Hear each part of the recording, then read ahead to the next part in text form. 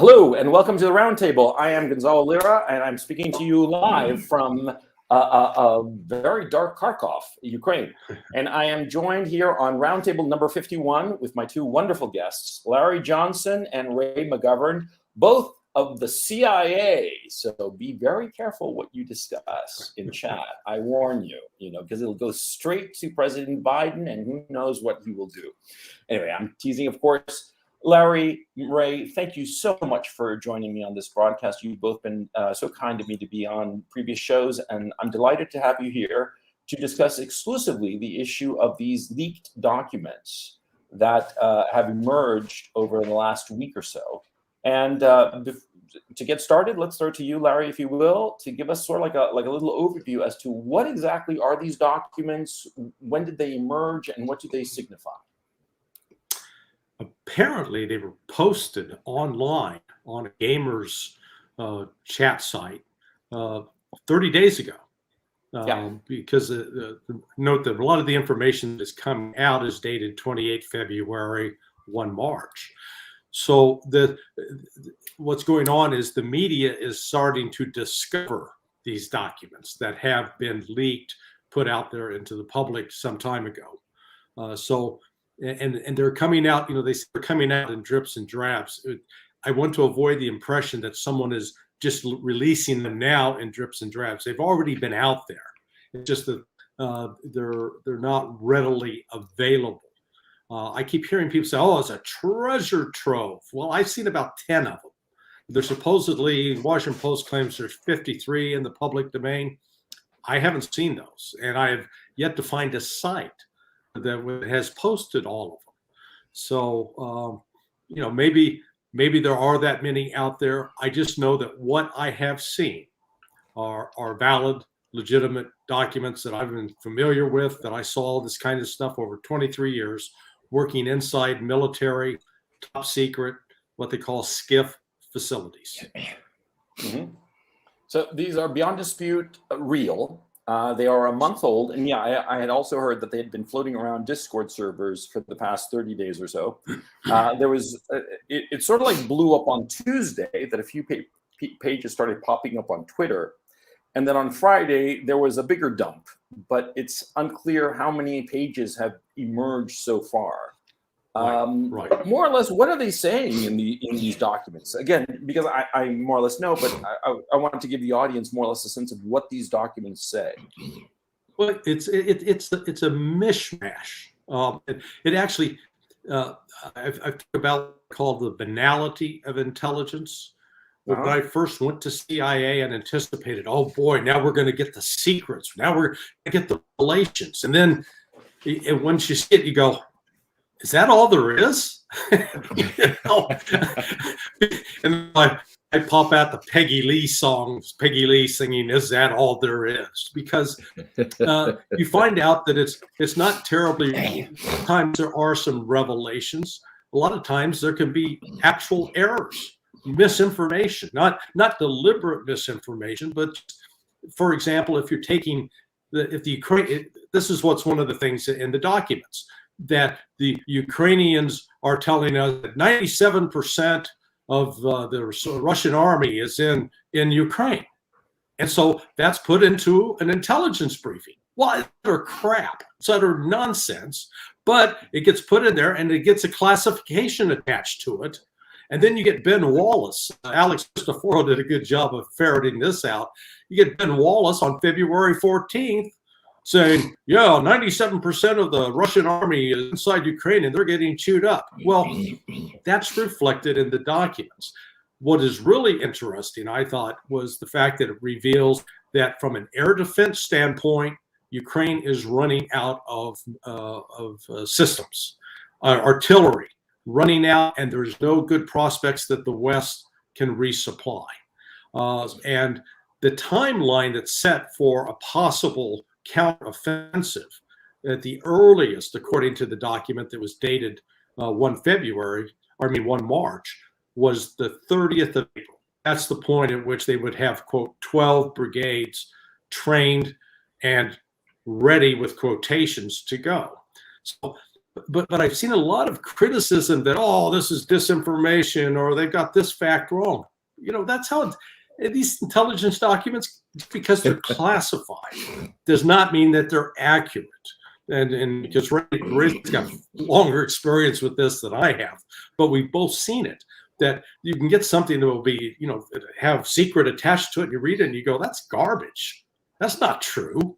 So you have to, you can't suspend judgment just because it carries a classification label. Yeah, you can't take it as the words from God. It's not, it's not Moses coming down with the tablets, right? Ray, Correct, what did you think of these documents when you saw them? Well, at the risk of appearing to be Pollyanna, I see a real chance here that these leaks will help stop a wider war in Ukraine. They show top military and intelligence officials to be lying through their teeth. They show the Ukrainians to be in disarray. They show 100 or so special forces already on the ground, like, Biden promised not to put troops on boots on the ground. Some wag earlier today says, well, they probably have slippers on, huh? No boots, Hello. So all this is coming out. Chinese are seeing it. The Russians, of course, are seeing it. And what's the purpose of all this?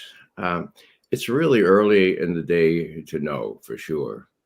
But being around for a while, especially during Vietnam, I can see parallels. It just won't quit, okay? I mean, let's assume there are some men or women of conscience in these skiffs, these secret compartmented intelligence skiffs or whatever they call them, okay? And they see all this crap, and they see Ben Wallace saying 97% of the Russians are already committed to your, and they say, this is really crap, Are we going to risk a wider war with these idiots? Maybe somebody needs to do something about this, okay? And so they're smart enough not to fool around with the computer or a copier, but to see something lying on a desk here. They fold it up, put it in their bra. If it's a fellow, they put it in their shirt, right? Well, we don't know now. Larry? Let it slide. Yeah. I was waiting for that. Yeah. Sorry, I couldn't resist. Larry suggests they might put it in a burn bag. That's a really convenient, easy way to avoid any suspicion. The only thing is you open a burn bag on the other side and you pull out this thing. So what it shows is that this is a fool's errand. What it shows is the U.S. has been lying. When it's stated in this highly classified document that 90% of the Russian army has been committed to Ukraine, well, that's just like back in 1967. Okay. I was on duty then, although a very young analyst. Okay. 1967, when General William S. Westmoreland in Saigon said, there cannot be more than 299,000 Viet Cong under arms in the South. Okay.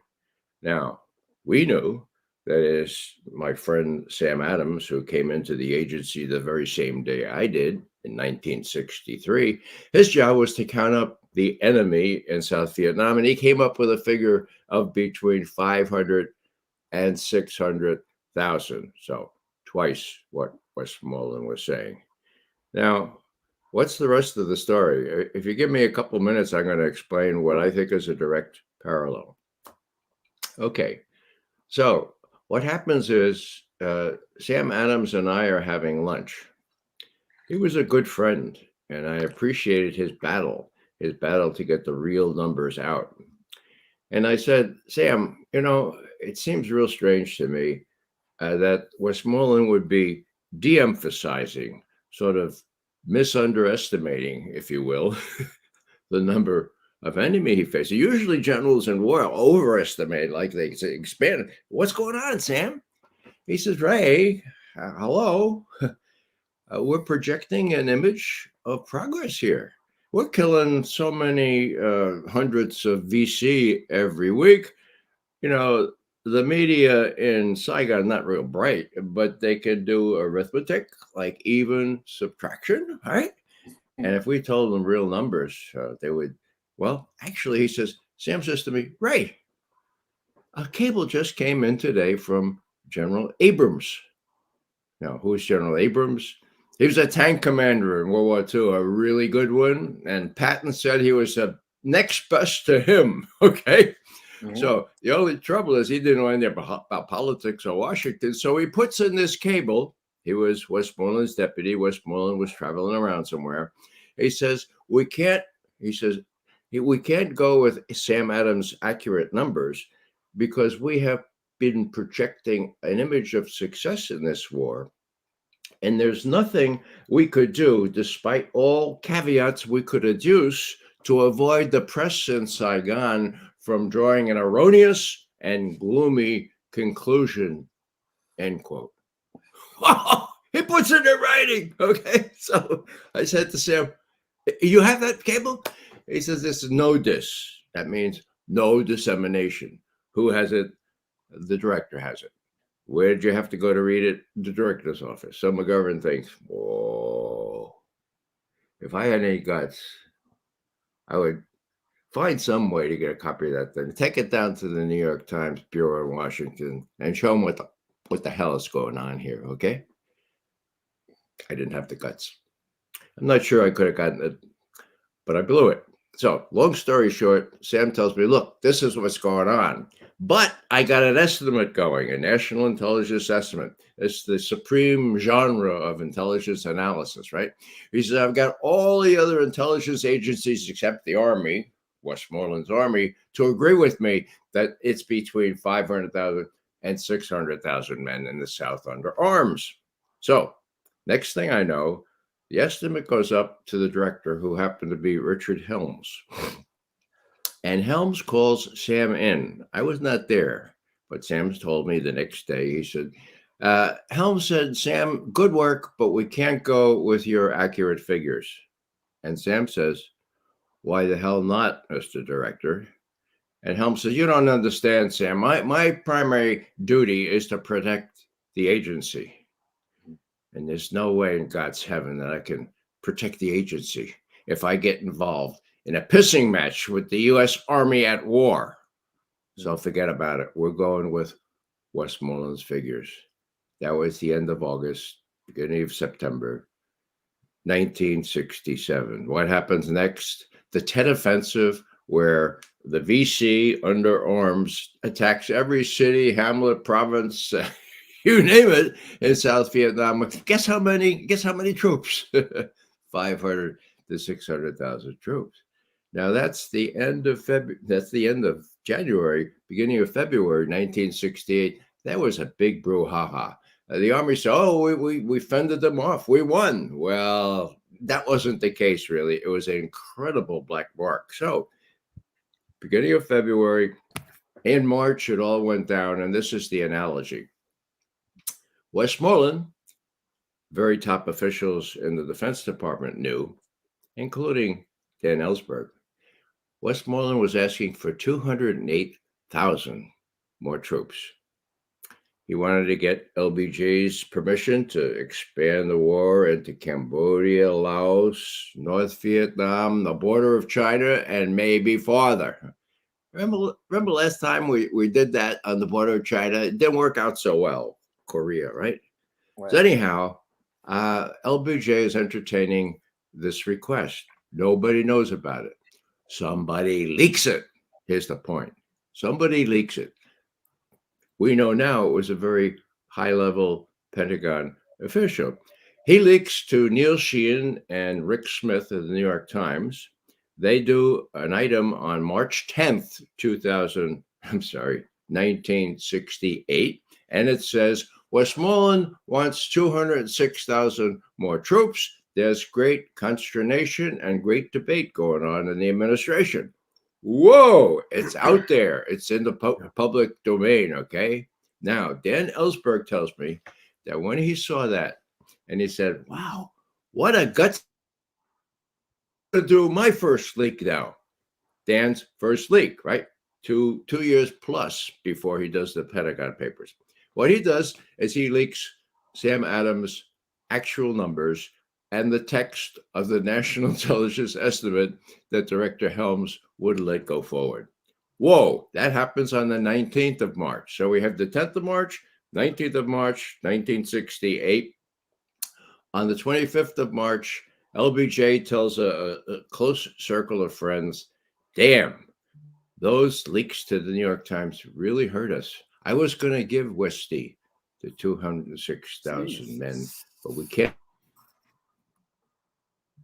A week later, he gets up on TV and says, "I'm not going to run for re-election. We're pausing the bombing, and we're going to go to negotiations." Now, what am I saying here? That's a consequential series of leaks, a 1-2 punch in the middle of March. And that, the 19th? Less than a week later, LBJ says, "All right, the game is over. And what happens to Westmoreland? Pull him back from Saigon and give him a sinecure as Army Chief of Staff." One footnote here. It's really interesting one. Dan Ellsberg used to pull out his hair. He said, "Ray, I can't find out who did that first leak. The guy or the gal who made it possible for me to do my first leak. I can't figure it out." Well, we know now. You know who it was? It was Leslie Gelb. Very high, very senior Pentagon official, who later became president of the Council of Foreign Relations, a very distinguished person, okay? He was the guy that went to Rick Smith and Neil Sheehan of the New York Times and gave him the information about 206,000 men request from Westmoreland. Now, how did Dan find that out? Les Gelb died about 4 years ago. And, well, I don't know exactly how Dan found out, but he's convinced this is the case. Now, the supreme irony is that Les Gelb leaked it, saved, in my view, a widening of the war. LBJ said, "I would have approved," right? He said that to his friends. "I would have approved this request for 206,000 more people." So that leak was consequential. And guess what? At the same time that Leslie Gelb, just number 2 or 3 in the Pentagon, was leaking, he was appointed by McNamara to compile the Pentagon Papers. Okay. So they didn't know about this. So it was 2.5 years later that Dan Ellsberg leaked the Pentagon Papers. And of course, Les Gelb said, "Oh, this is awful. We got this kind of leaks. Oh, it's terrible, So, he lived on in blessed sanctity as President Emeritus after he was president of the Council of Foreign Relations. And it turns out that he leaked, and thank God he did, because otherwise, well, it would have been another Korea, or could have been, in my view. Sorry to be so long-winded, but it's an interesting story, isn't it? Yeah, because like what you're basically saying is that you correct me if I'm wrong, for you to interpret your story, which I think aligns with what I'm thinking, is that these leaks of these documents, insofar as the current state of affairs, especially insofar as the Ukraine conflict is concerned, were a deliberate leak by some faction or some individual within the Pentagon that decided to leak this in order to perhaps throw a dose of cold water on this offensive, perhaps bring about its end before it takes place. Sure. Because it's basically showing how the Kiev regime just doesn't have what it takes to do anything insofar as this offensive. Yeah. Would that be Gonzalo, there's a codicil to this, which I don't want to forget. In my view, the New York Times had the option of suppressing this information. So did the Post, so did the mainstream media.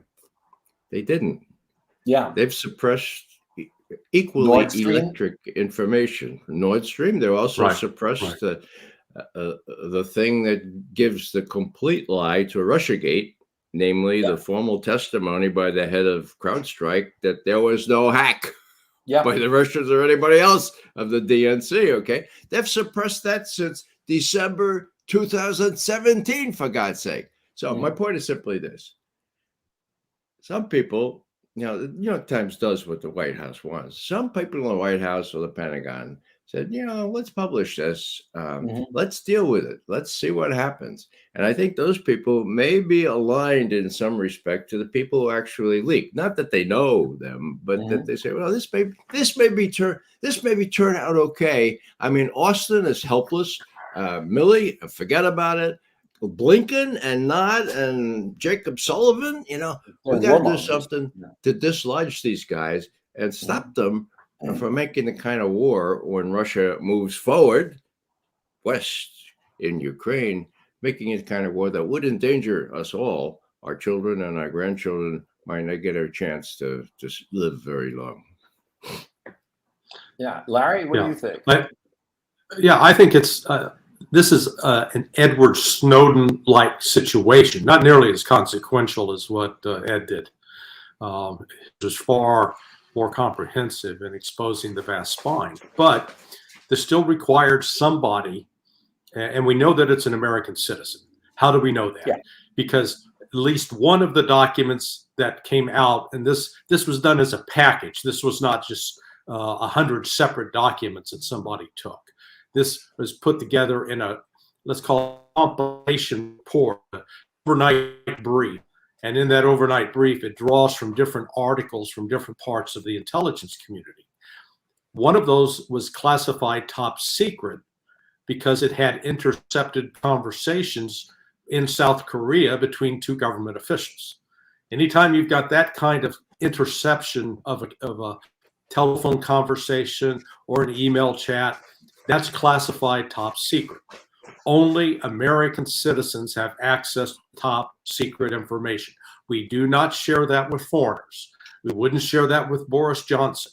We wouldn't share it with Benjamin Netanyahu. None of them get to see it. And that's what the designation, when you see secret/no foreign. But also in this package, we saw secret releasable to, and it was releasable to Europe, Ukraine, Finland, NATO. The way classification works is the highest classification dictates the whole package. So you may have something in there that was just secret that could be released to foreigners, and then some items that were secret, no foreign, but the top secret one means the overall thing was classified top secret. That means that document had to come out of a sensitive compartmented information facility, aka SCIF, SCIF. And in those SCIFs, they have printers. I worked in SCIFs off and on over 23 years. I could not take a cell phone into the SCIF. I could not take any electronic device into the SCIF. But I could take a backpack. So it's not unheard of for somebody to walk, in the particular, I'm talking about military facilities that were on what they call the high side. I posted on my blog at Sonar 21 a picture from Al Udeid Air Force Base. It was called the CAOC, C-A-O-C, the Combined Air Operations Center. And when you look at this massive floor, you got hundreds of people in there. They're from all, 6 different countries at least. You can see the British flag sitting on one desk. And on that floor, they had access to secret information. There were some desks that were strictly secret, no foreign, that the foreigners couldn't come by and look at it. Then off in another room is where you would have the SCIF.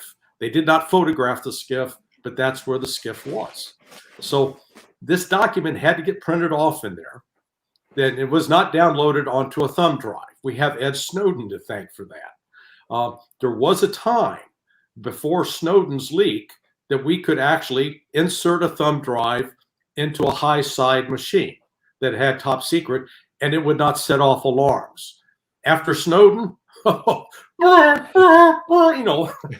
smoke, bells, it's just, you can't do it. And you know what, the other sort of consequence of that kind of the Snowden leak then, and I'm sure it's happening now, is up to that point, when I was scripting counterterrorism exercises, I was the State Department referee. My job was to replicate what State Department traffic would say. up to Snowden's revelations, I had full access to the State Department traffic, including the no dissemination stuff. Boy, that got cut off. They cut that off to the military in a heartbeat, a week after. So this kind of leak, wherever it came from, the reason they've got so many, you got so many government officials now be upset about it and talking about it openly, is because it doesn't just expose some of the lies with respect to Ukraine. It exposes, it had other intelligence not related to Ukraine with regards to Israel. It's saying that, hey, we think Mossad is out there stirring up all these demonstrators, and the South Koreans, and views about China. And I'm a little amused by these people going, God, the United States is spying on its allies. It's like, good God, people, anybody here? Here's a lollipop. Grow up. Yeah. Jonathan Pollard, he was spying for the Israelis against us. Guess what? Early on, when you joined something like the Central Intelligence Agency, you were taught there's no such thing as a friendly intelligence service. We may work with the Brits, but they're not our friends and buddies, except we probably have a closer relationship with the Brits in terms of sharing signals intelligence than any other country in the world. But that said, do we spy on the Brits? Yes. Do they spy on us? Yes. So it's like, grow up, people. Stop with all this nonsensical crap that, then we're not playing by Hoyle's rules. There are no rules. Yeah. Well, I just want to interject here, if I may, with respect to the British. I mean, you shouldn't trust the British. I mean, my Irish grandfather explained to me. He said, "Ray, do you know why the sun never sets on the British Empire?" I said, "Sure." "You don't know. You don't know. Sit you down and I'll tell you. The sun never sets on the British Empire because the good Lord would never trust the British in the dark." And that goes for the other Five Eyes too. No, I mean, there's no question that there's only interests, not alliances or friendships. Right. And so, yeah, everybody's spying on everybody else. But I'm very interested in this set of documents because the thing that struck me was that all of a sudden last week, all of the mainstream media was talking about this, like lights on, Like, for instance, to give a concrete recent example, when all of a sudden the New York Times, the Washington Post, and the Financial Times all posted at the same time on the same day the nonsensical story that it was a pleasure yacht with half a dozen Ukrainian, but not Ukrainian,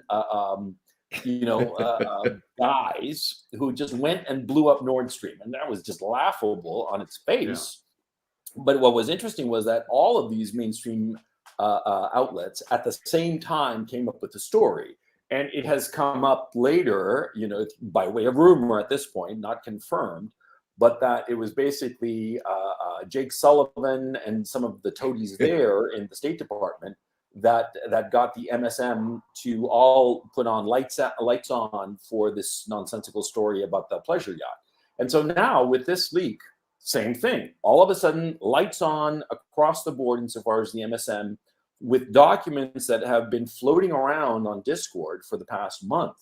I was not aware of this. I'm not on Discord, which I consider toxic for totally different reasons, but all kinds of stuff was floating around on Discord. And so I'm unsurprised. But what shocks me is, like I said, MSM went full blast altogether. And so that's why it seems it's clearly a message from some faction within the blob in Washington that wants this to go out and wants it badly. And clearly the editors of these legacy media companies were told this is something that you want to put out, or rather we want you to put them out.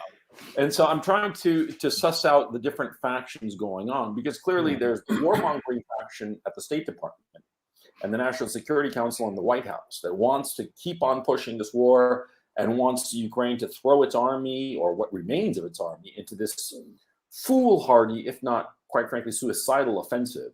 And it seems as if there is a faction in the Pentagon that wants to prevent this needless suffering and death and wants people to negotiate something. That's how I'm seeing it at this time. Is that something that you gentlemen would agree with, or would you disagree with it, and why? And Ray? Well, Gonzalo, go ahead, Larry.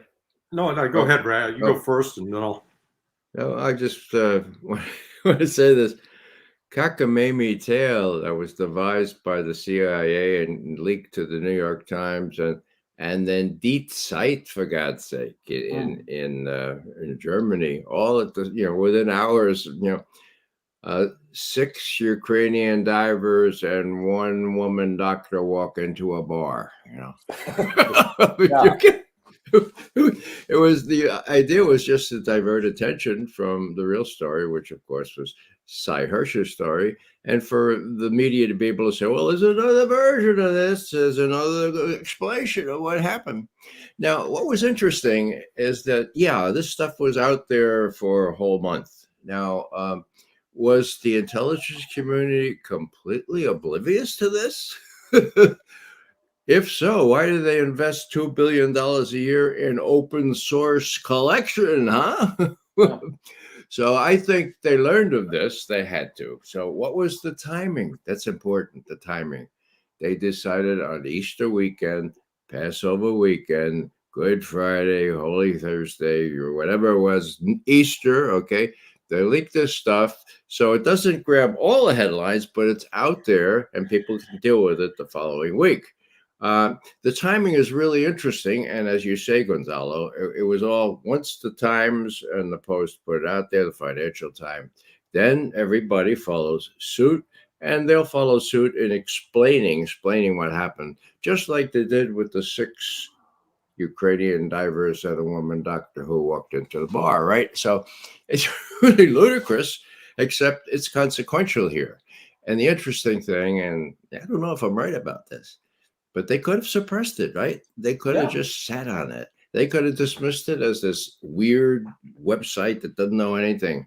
So I agree. I think that there is a faction that wants this stuff to get out to show how feckless our efforts are there, that Milley and Austin and Sullivan and Blinken are lying through their teeth about progress, that there ain't going to be no counter-offensive worth the name, despite what the head of the CIA and the head National Intelligence Director have been saying.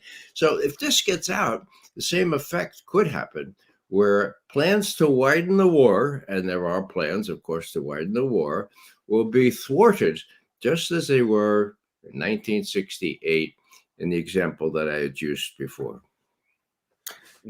Yeah, Gonzalo, I sort of take a different perspective. Go ahead. Disagree all you want. I mean, I'm not married to this idea. Part of what is driving this was the international reaction that started growing. That I think, these documents were out there for a while. They didn't attract much attention, but at the same time, whoever leaked them, they didn't leak it in such a way that it was made readily available. I stumbled across it first on Donbass Devushka. That was where I first saw it, and I went, and it popped up, and then it went away, and then they reposted part of it. And I went back and started looking at it. I went, holy smokes, this is out there. So I don't see any Washington D.C. insider turning to Donbass Devushka to get information out about this. So it was sort of being forced out. And then I think once it got out there, those who were trying to get the message out, because I agree with Ray that there is a faction within CIA, within the military, that recognize we're in trouble. And we're headed into some real serious waters. Look at what has been going on in the intervening. This information was posted that you had the summit between Xi and Putin, which was a world-changing moment, a historical moment, unprecedented. You then have China openly deriding and insulting with reason the United States, that we're not going to take your crap anymore, basically, is the message is coming out of China. and they almost use the word crap. On top of that, you get the Chinese brokering peace agreements between the Saudis and Iranians, for God's sake. All of a sudden, you see everything that's been part of U.S. foreign policy over the last 25 years, basically, where we're the Conrad Dobler of the international scene. Conrad Dobler was this dirty football player who always would try to get fights going between different people. So here's the United States. We're encouraging the Saudis to fight the Houthis in Yemen, killing hundreds of thousands of people or tens of thousands. Why? Because we want to hurt Iran. Oh, now all of a sudden, the Chinese step in, get the Saudis and Iranians to reconcile. The Saudis are going back to open their embassy in Tehran. And guess what? The war in Yemen is now over. They're in the process of stopping that. There's one punch in the face to the United States. Hey, how about Syria? The United States and UK together lit the fuse there to try to take out Bashar Assad. And we had initially the help of the Gulfi Arabs. Now what? The Gulfi Arabs are going, no. We're not playing that game anymore. Right. In fact, we're going to let Bashar Assad back into the Arab League. And Russia is working with Turkey and the Syrians to have a reconciliation there. Boom! United States popped in the face again. Hey, Brazil, we're going to start buying all of our oil and we're going to pay for it with the yuan. And Indonesia and Malaysia, all of a sudden the United States is looking around and saying, hey, you do that or else what? What are you going to do to us? What are you going to do to us? So it's against that backdrop that this leak comes out. And several of our allies they're at least feigning outrage. You're spying on me? And the Ukrainians, you were spying on us? And, we know that the Ukrainians were lying to us all along anyway, with their money-making enterprise. So people need to sort of draw back and not just get so focused on this document said this. It had the wrong punctuation mark on this page. Forget about this. This is much bigger. And this is very consequential, relevant to the loss of the United States in the transition from Pax Americana to a new world order. Yeah. Do you agree? I mean, there's been a lot of talk about how the White House and the Pentagon and the State Department, they're all like running around with their hair on fire. So you would agree with that's probably true? And especially with this backdrop that you've outlined, where there's peace breaking out all over the place. And incidentally, the Americans sent a submarine to the Persian Gulf to sort of like, I don't know what exactly was the point of that, to stir trouble. Not a good idea. No, not a good idea. Idea. Yeah. And so like everybody, and like, what's his name? Richard Burns flew out to Riyadh to read Mohammed bin Salman, the Riot Act over this, you can't stop fighting. You got to keep on fighting. And Mohammed bin Salman was like, "Oh, nice to see you again. I hope you have a nice flight back." Blew him off. So you think that basically the American leadership class right now is completely wigging out over the perception that their power is just collapsing like a sandcastle, and everything that they have been carrying out over the last quarter century rather, is just going up in smoke. The chaos that they've tried to bring into the Middle East to play off different sides to their advantage is just going south in a big way, and everybody's becoming friends. And worse yet, they're unifying against the United States. Do you think that is what's the panic that is going on in the White House? I mean, are they aware of this? Ray, I'll pass it to you, please. Well, there's a principle in Catholic theology called invincible ignorance. Okay. I'm a good Catholic boy. I don't remember that one, but please tell me. Well, you were trained by Jesuits. What? Now this is Jesuits here. So if you're invincibly ignorant, you get off the hook.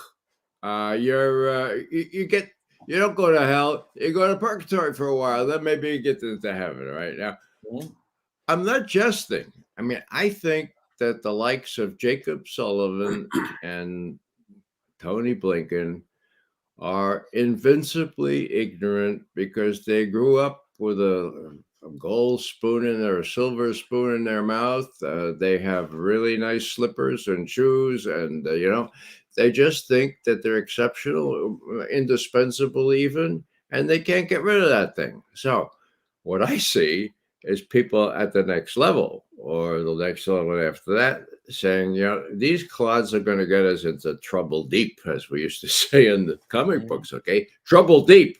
Now, how can we prevent this? I mean, I have 5 kids. I have 10 grandchildren. Can I play a role in stemming this? Now, the real kind of broader strategic significance of this is, of course, China. That's another thing that these invincibly ignorant people don't get.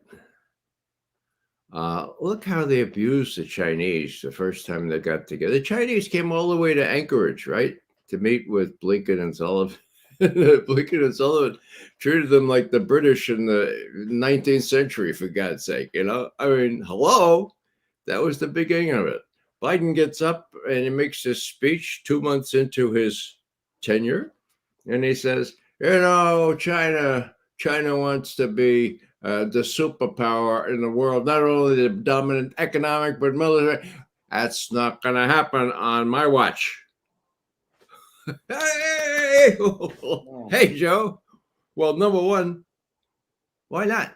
I mean, like, the Chinese attitude, if I read it correctly, is maybe we could have a win-win here. Maybe we could just try to get along. Could that be? Oh, no, that's not the rules-based international system. We do the rules. We don't want to get along. Okay. So what I'm saying here is that the U.S. says that we've isolated Russia, right? Right. If you just read the New York Times, you may believe that, okay?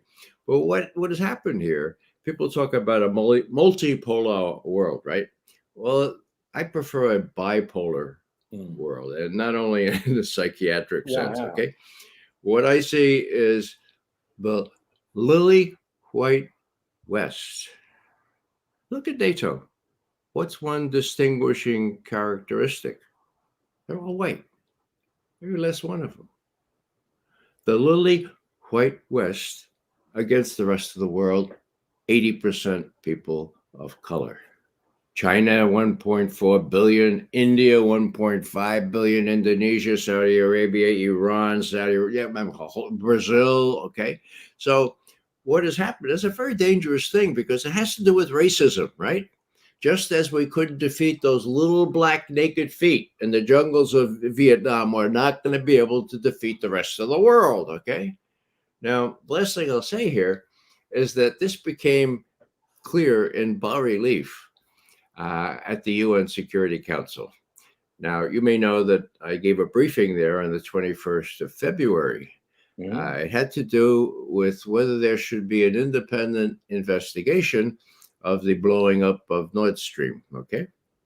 The Russians had tabled this resolution, and they said, look, we should do this. I mean, what's the Security Council for if it can't investigate this act of war, okay? Well, that very day, that morning, the Swedes and the Germans and the Danes had given a paper to every member of the Security Council saying, we got it covered. We're doing our own investigation. We don't need any UN involvement, right? So, here's the Swedes. The Swedes already did their investigation about a week after the event, after the explosion. And when they come to the surface of the air, people say, what'd you find? And they said, we can't tell you. It's a secret. It would endanger national security. We can't even tell our Swedish citizens. So this is one of the 3 parties that writes this memo to the Security Council saying, we got it covered, right? Now, what was interesting there is that the only person fully supporting the Russian position was China, okay? Hmm. China. Now, the Brazilian, he was sort of making some kind of fuzzy remarks, but I said, I think Brazil is going to be with China on this. They took a vote on it a month later, just last week, okay? What was the vote? 3 yeses, okay? 12 abstentions. It was too obvious. It was too obvious to vote against, and then the investigations of the U.S. and Britain decided to get all their cronies to vote to abstain. Okay, so this is a new record. Okay, it actually ties a new record. 12 abstentions, 3-4. It's not going to happen. So what I'm saying here is that Brazil is now with China and Russia on this very key issue. Brazil is not some trifling little country like Luxembourg or some of the other NATO countries, and it's not all white. So there's a bifurcation in the world now, and the U.S. is not really on the long side of this. It's on the short end of the stick, if you will. Yeah, because I'm seeing that there's clearly a Eurasian alliance between Russia and China, and everybody in the rest of the world is agglomerating to this Eurasian alliance. And they're realizing that neither the Chinese nor the Russians want to interfere in domestic policy of the various countries that want to join up with them. The BRICS, as a matter of fact, have greater GDP, nominal GDP, than the G7. And so, Right. Everything seems to be going in the direction of the Eurasian alliance.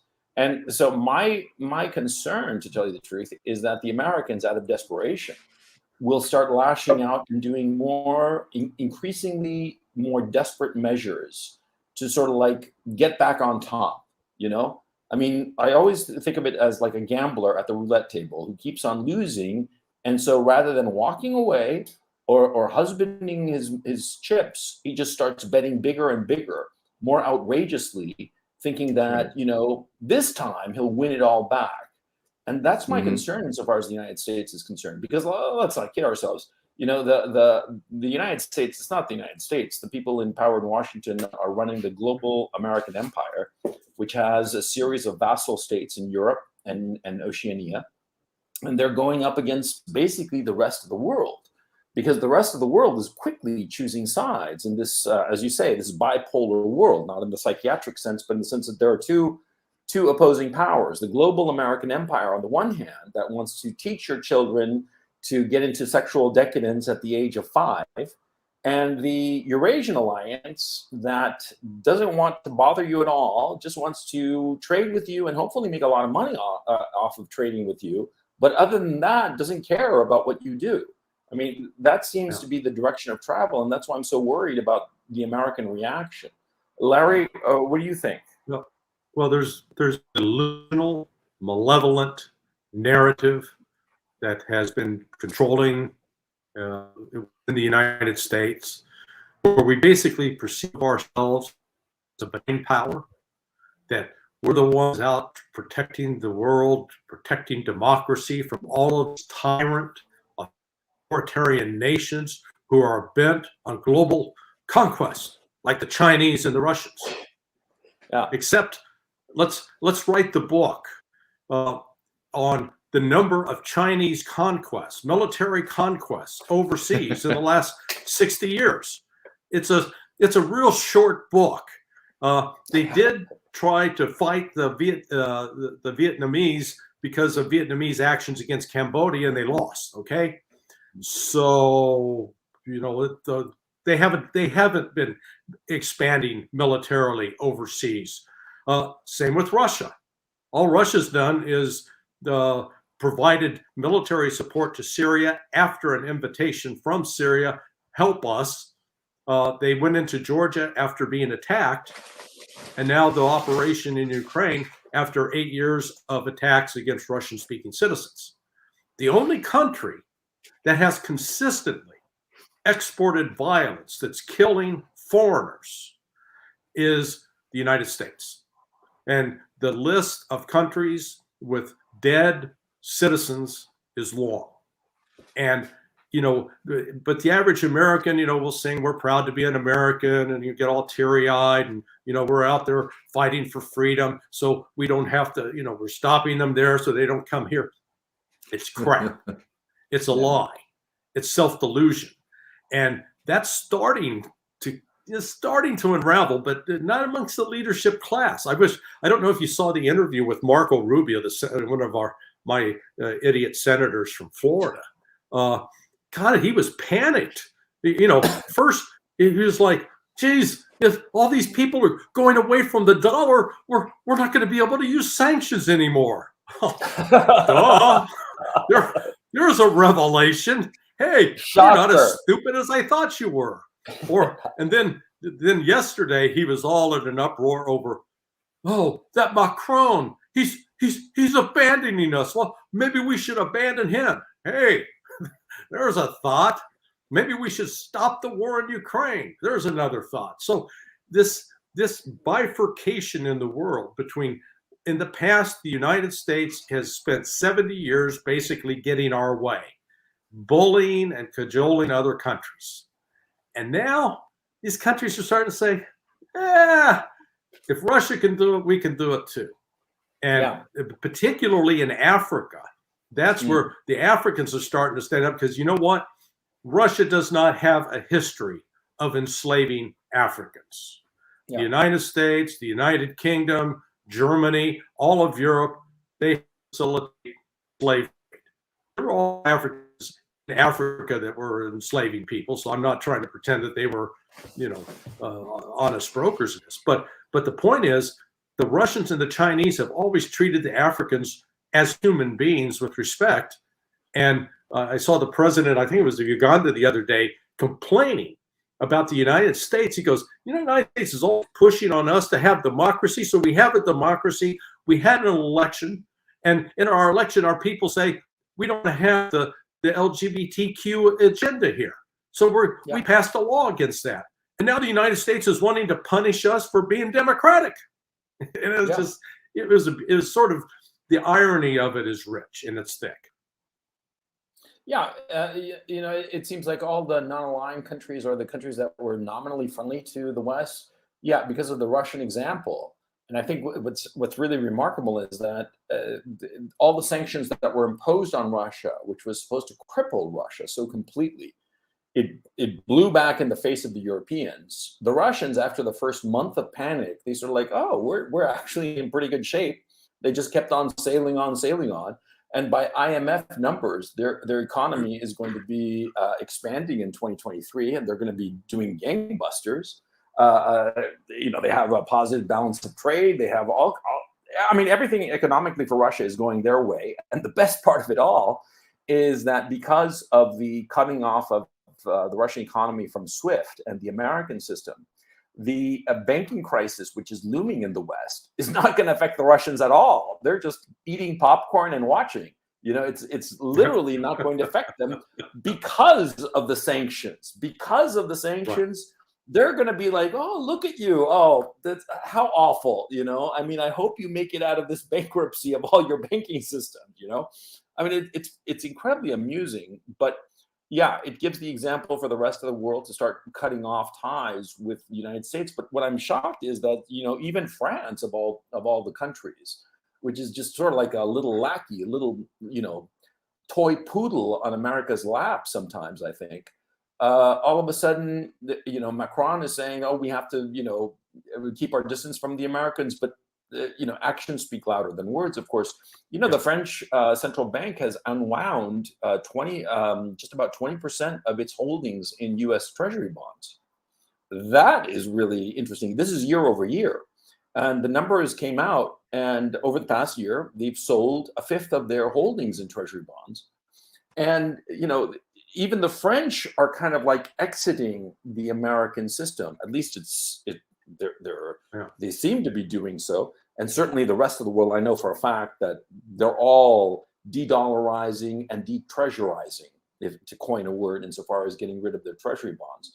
And of course, the United States economy depends on the rest of the world buying U.S. treasury bonds to prop up the American economy, because I always said if the United States were any other country in the world with level of debt to GDP ratio, the IMF would have intervened and put the United States on an austerity program. And screw the protests, like they've done in all the countries that they put on austerity programs. So it seems to me that the situation in the United States is deteriorating rapidly. And so that's why I bring back to the question that is on the forefront of my mind.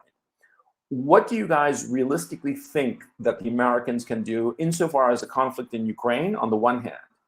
And on the other, do you think that they are really going to pursue a war with China? I don't know which of you gentlemen would like to answer these two questions, because expanding Ukraine and war with China, what do you guys think? Yeah, let Ray go you're first. Muted. Ray, you're muted. My wife how to do that, okay? Yeah, no problem. Don't tell my wife how to mute me. Okay, so I have to confess that I've been with the Sino-Russian problem since 1963, okay? Mm-hmm. In those days, they were at loggerheads, okay? They hated each other. They were shooting each other across the border. China was claiming half of Siberia, seized from China under unequal treaties of the 17th century, and they were unequal treaties, okay? Yeah. They hate each other. They were ideological I'm still here. rivals, I'm just freshening up my coffee. Sorry about that. Okay. But go ahead. You were saying that they hated each other. The only problem is that the textbooks that were written then, and I wrote some of them, okay?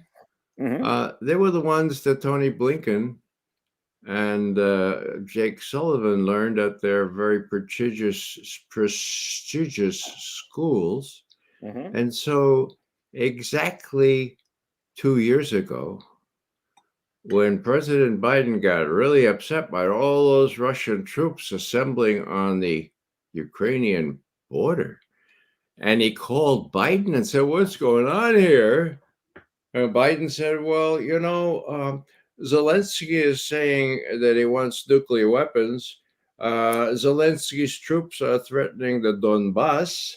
The Nazis are in charge in Kiev, and you're sending guided missile destroyers through the Bosporus into the Black Sea. That's what's going on, Mr. Biden." Biden's, oh, really? So the first thing you can do, Mr. Biden, is turn those destroyers around. It's not a healthy place for U.S. destroyers in the Black Sea. What did Biden do? He turned them around. Next thing he can do is tell Zelensky to shut up. What did Biden do? He told him to shut up. And then Biden says, this is, we should have a personal encounter. I like to deal one-on-one. And so let's have a summit. Completely out of the blue, okay? Well, what happens? On June 16th, 2 years ago, there's a summit. And what comes out of that summit? Well, we don't know a lot about it, but we do know what blabbermouth Biden said right after the summit. And this is what he said. I think it would be inappropriate for me to tell what I told President Putin, but he's got this long thousands of miles of border with China. He knows that the Chinese are intent on being the key power in the whole world, not just economic, but so he's being squeezed by China. She's got a real problem, huh? Now, I would have loved to have been a fly on the wall in Putin's office when he turned to his advisors and said, huh? Suffice it to say, Xi Jinping and Vladimir Putin did all they could for the following year to show that Russia and China has joined at the hip, that the correlation of forces has changed. It used to be sort of like a China, Russia, United States, an equilateral triangle, if you will. Mm-hmm. Now it's isosceles, and the U.S. is on the short end of the stick. Yeah. But Tony Blinken and Jake Sullivan are still reading from the textbooks from the 70s and from the 80s. So, did they ever get it? No, they didn't. What have they persuaded Biden to say? Well, Biden, I don't think Xi trusts Putin at all. Well, huh? Okay. So 2 weeks ago, they tried again to show, look, this is a virtual alliance you're going to have to contend with, United States of America. What happens 2 days after that meeting? Well, this is key. I often wondered who it is that's telling Blinken and Sullivan these odd things about China and Russia hating each other or China squeezing Russia.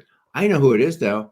It's McFaul, Michael McFaul, who ran relations with Russia under Obama at the National Security Council and then was ambassador to Moscow under Obama. What does McFaul say? Aha. What has happened right now is Putin has disrespected, has alienated Xi Jinping.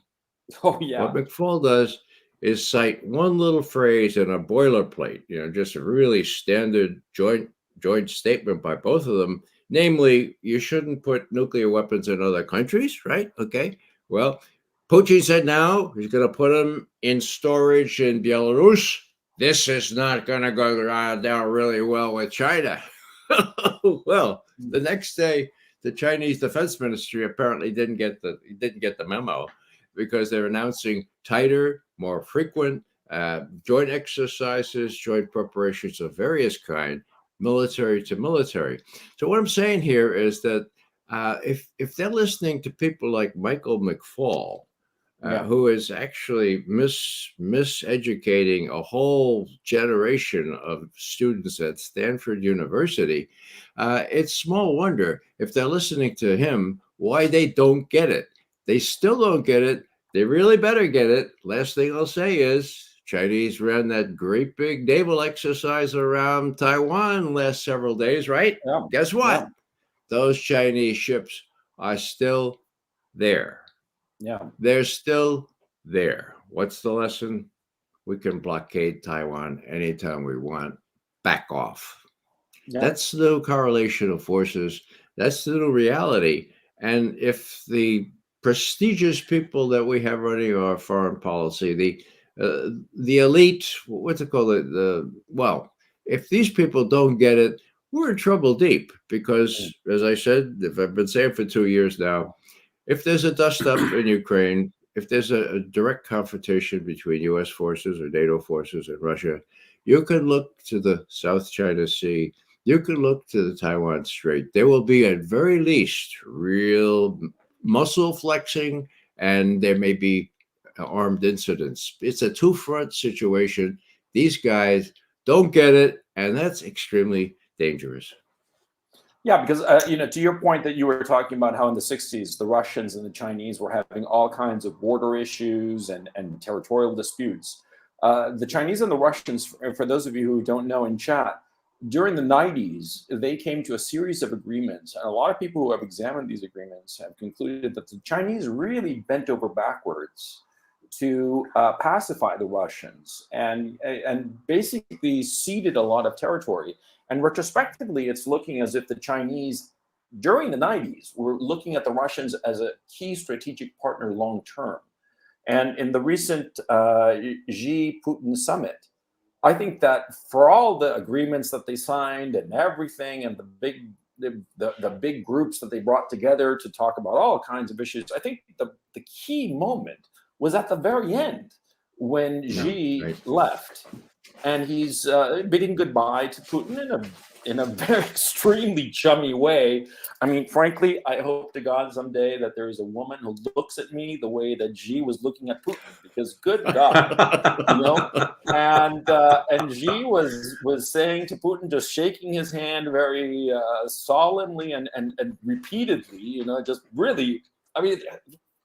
Really, guys, if you ever meet a woman who looks at you like Xi, grab her and hold on to her, Xi was saying this is a historic moment. We're starting a new world. He didn't say word new world order, of course, but you know, he was saying, I forget the exact words. You'll have to forgive me, but you can watch it. It's online all over the place. A new century, and a new century, and we're in charge. That's what he said. You know, Yeah. We're in charge, and yeah, Something that yeah, hasn't happened in 100 years.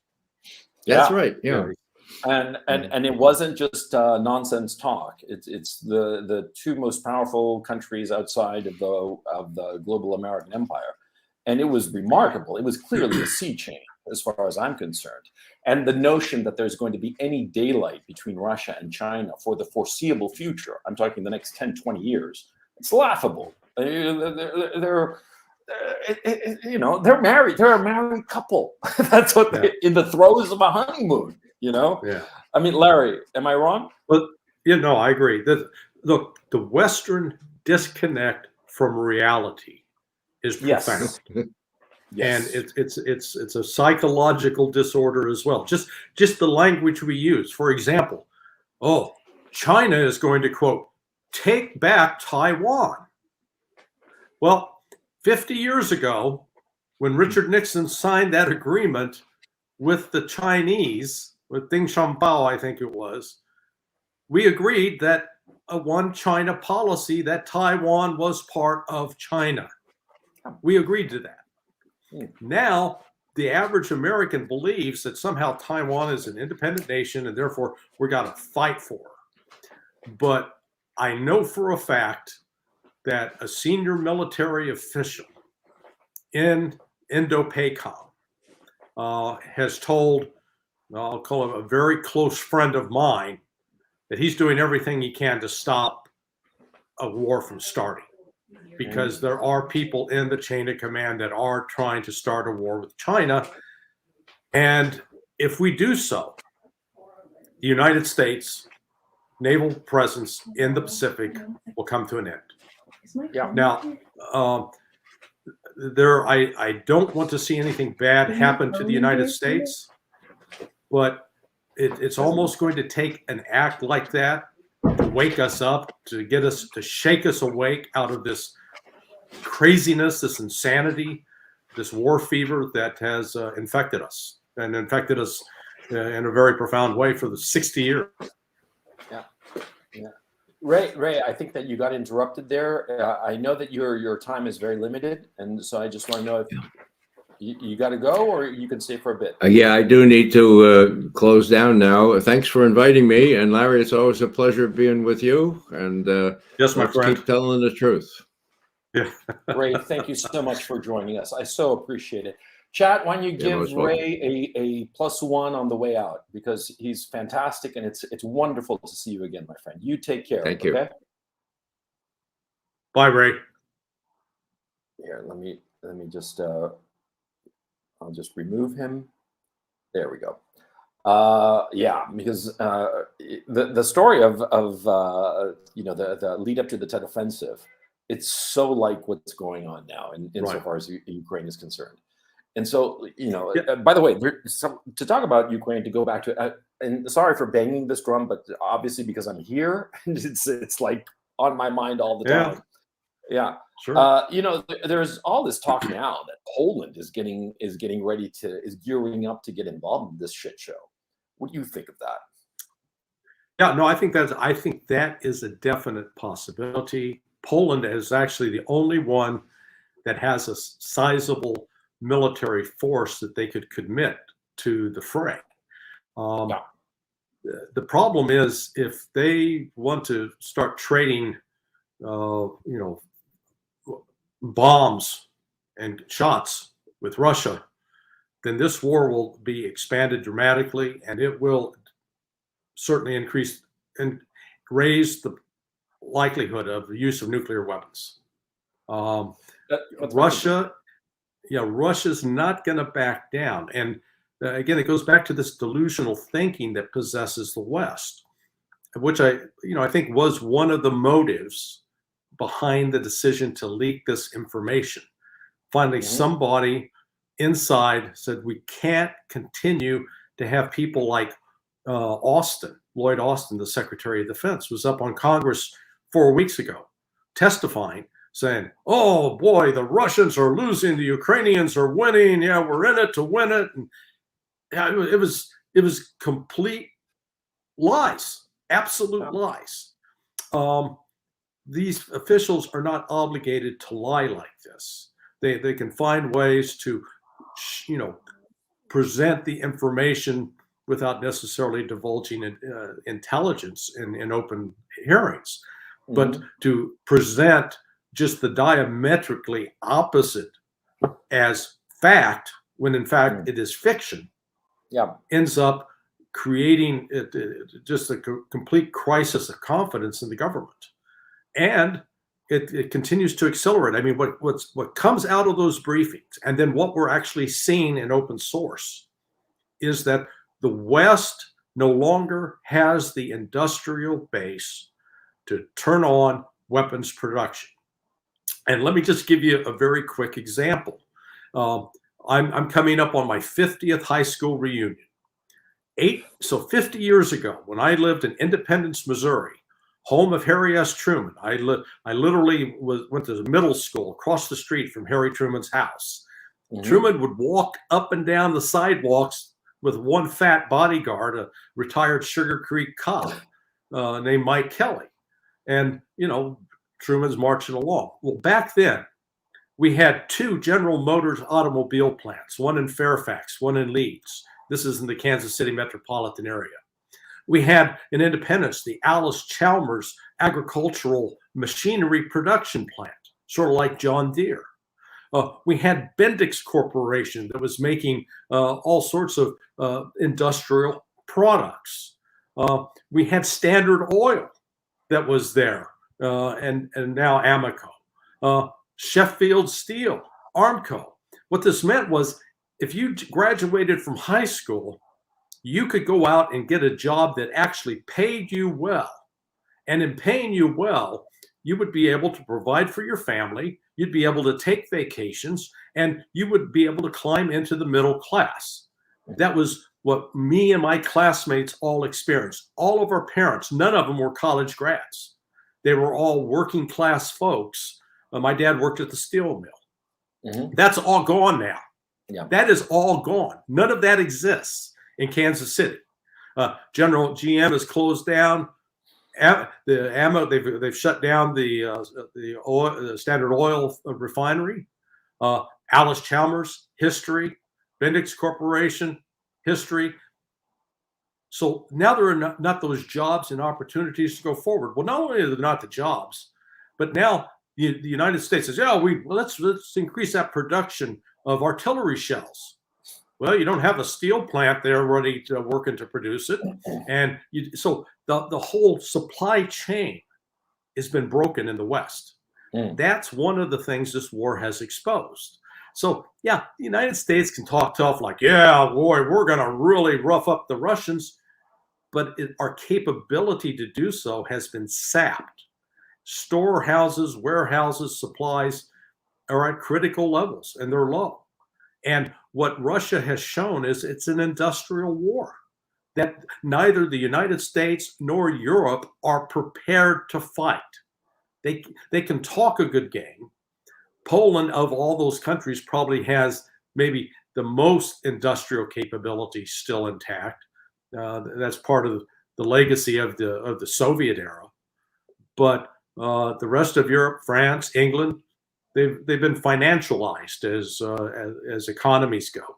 So it's the GDP numbers are not really reliable, because all they talk about is activity, which is not necessarily meaningful in terms of being able to produce artillery shells, to be able to produce tanks, aircraft, artillery pieces, armored vehicles, go down the list.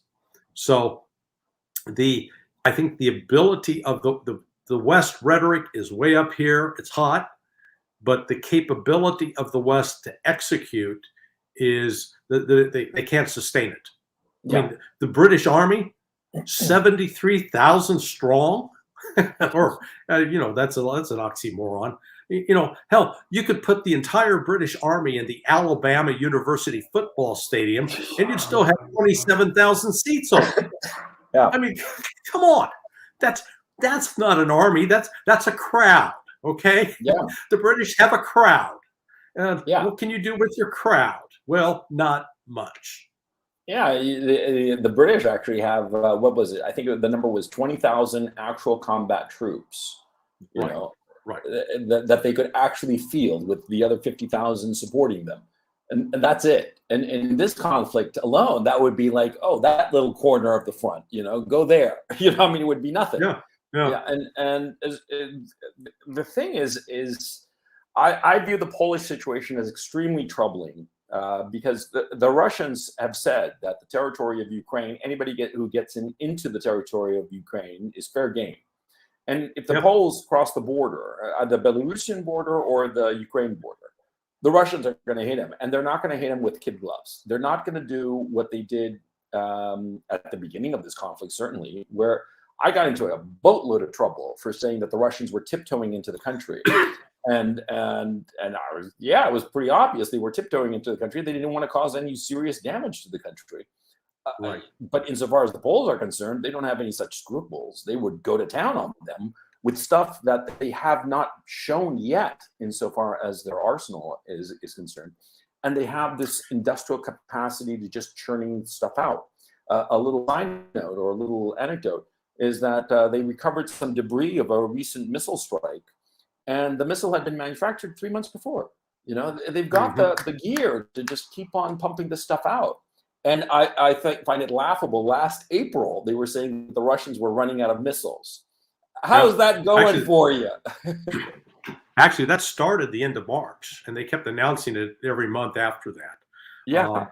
But what I want to bring the conversation back to something that you said that I find extremely troubling, because it's not just in the military or intelligence scenario, but across Western society as a whole, is this notion of detachment from reality across the board. Because we look at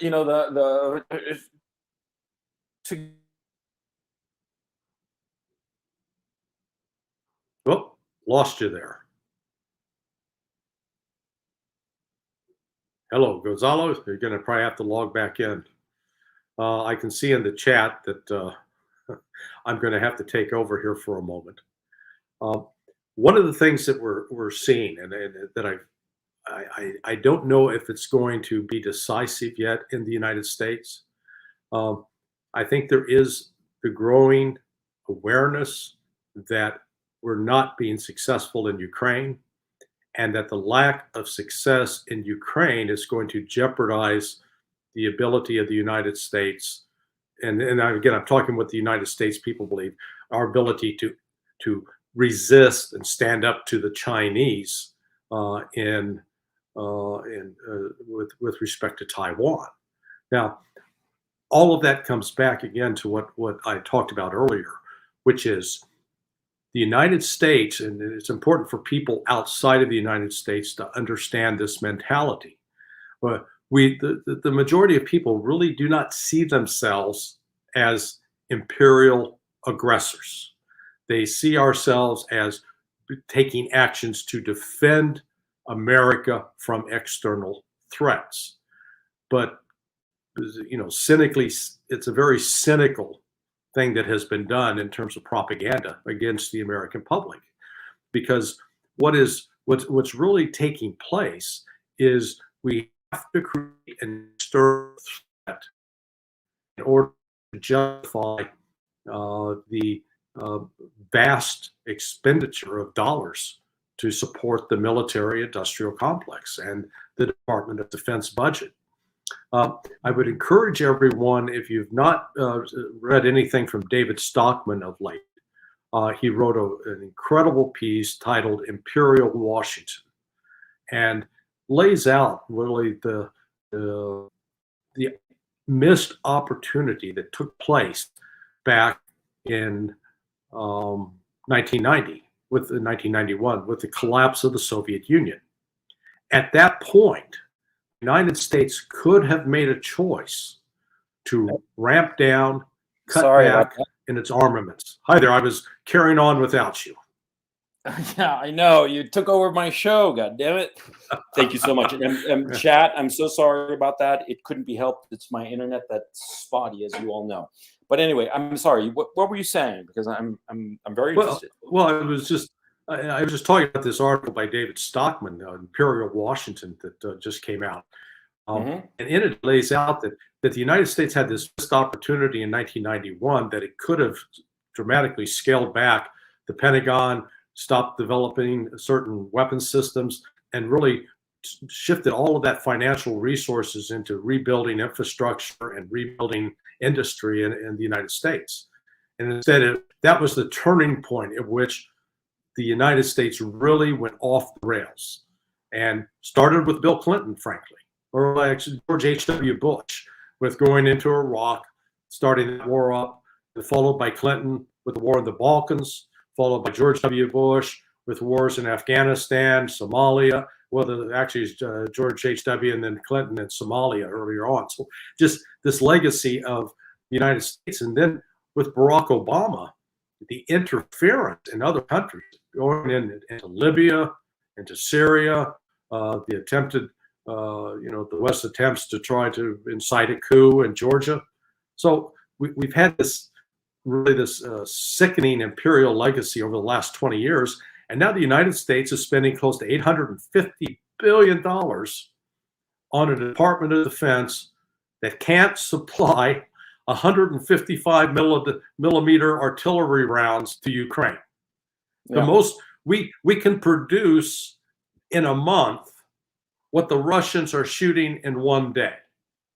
And that is by the end of this year, hopefully. So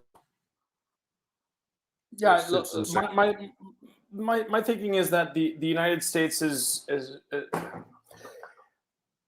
historically, I tend to think of things as follows. See, after the collapse of the Soviet Union, do keep in mind that psychologically, the United States felt at war, even though it was a Cold War, for 40 years or so, up until 1991, and all of a sudden the Soviet Union collapses, and the only one left at the party, at the table, at the big table at least, is the United States. And I think that we were already seeing at that time the deindustrialization going on in the United States that Ross Perot warned about. I mean, that's why his campaign took off back in '92. Right. And people seem to forget that altogether. And everything that Ross Perot said was happening to the American economy was not only true at that time, but it came progressively worse during the Clinton, Bush, Obama years. And the Trump years didn't do anything to change it, really. Although, Trump made stabs at, reindustrialization, but it wasn't a really concerted effort. Yeah. And so I think that what happened was that the leadership class in the West grew up through an entire generation. I mean, if you think of a generation as 25 years, there's been basically an entire generation of leadership that has believed itself to be on top of the world. Now they are in positions of power. Guys who today are in their, late 40s, early 50s, were in college when the Soviet Union collapsed. And so there's this feeling that, we won. We're it. We are the indispensable nation, in that incredibly arrogant phrase. The indispensable nation. The city on the hill. All this bullshit, which just leads people, especially leaders, the leadership class, to believe that they have far more power than they actually do. And the other thing is that they have failed to recognize that the rest of the world industrialized. Because one could say after the Second World War that the United States was on top insofar as industrialization. Europe caught up pretty quickly. But the rest of the world, Brazil, India, China, Russia, they have caught up. And most people who have been to China, who have been to Russia, can tell you that a lot of the public services, the trains and what have you, they are light years better than anything in the United States. The United States neglected its internal infrastructure and pursued these foreign adventures and the financialization of the economy. And now it's starting to finally pay for all of these misadventures and these misallocation of resources.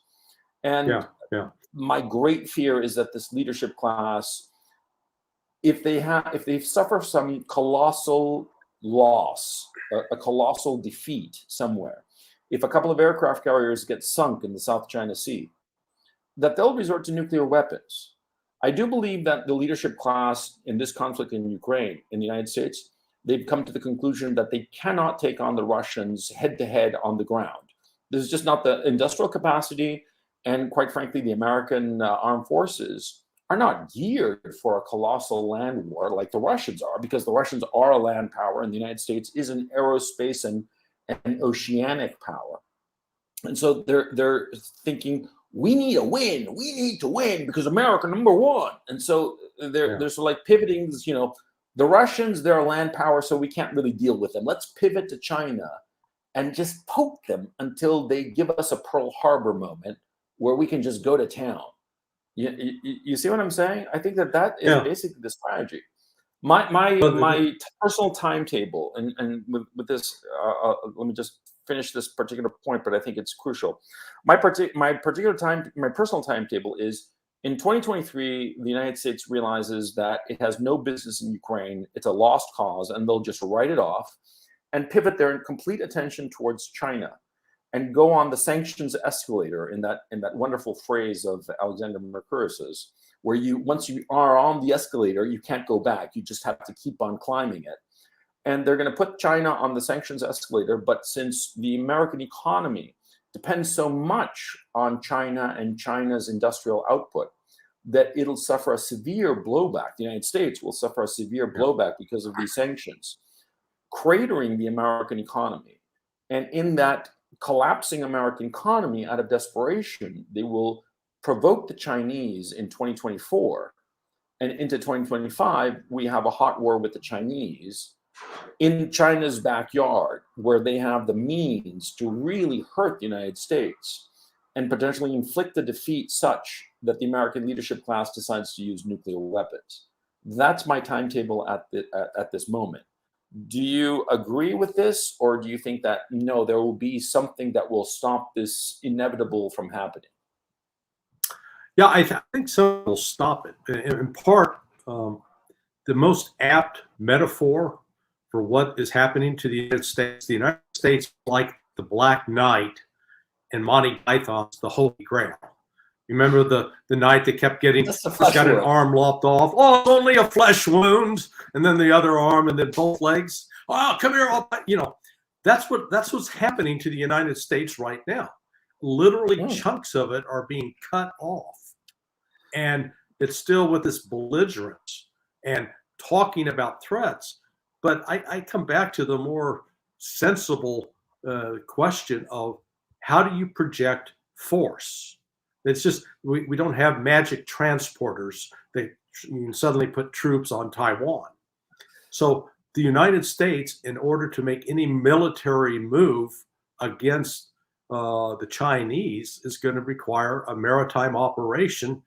And now with the alliance with Russia, China has full access to hypersonic missiles that can reach out 2,000 miles out into the ocean and stop and destroy any U.S. carrier battle group, period. Yeah. And there is nothing that the United States has in its arsenal that can prevent those missiles from destroying those ships. So like I said, once you lose a couple of those ships, then the option comes, okay, are we going to use nukes? Well, here again, thanks to George W. Bush walking away from the anti-ballistic missile treaty, Russia has developed a robust air defense system, as has China, and the potential to shoot down ballistic missiles fired by the United States exists on the Chinese side, exists on the Russian side, does not exist on the American side.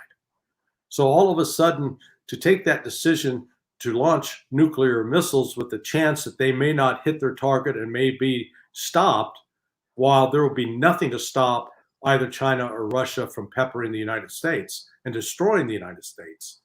I think that there's still sane people in leadership, at a minimum, at the Pentagon, who recognize, no, we can't go down that road. But within this, the loss in Ukraine is not, it's not going to be like losing Afghanistan.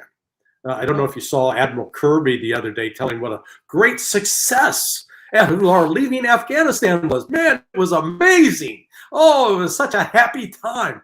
I mean, I haven't seen a performance like that since Leslie Nielsen in the movie Police Story, where he's saying, "Nothing to see here, folks. Everything's fine." And there's missiles going off and bombs exploding and cars crashing.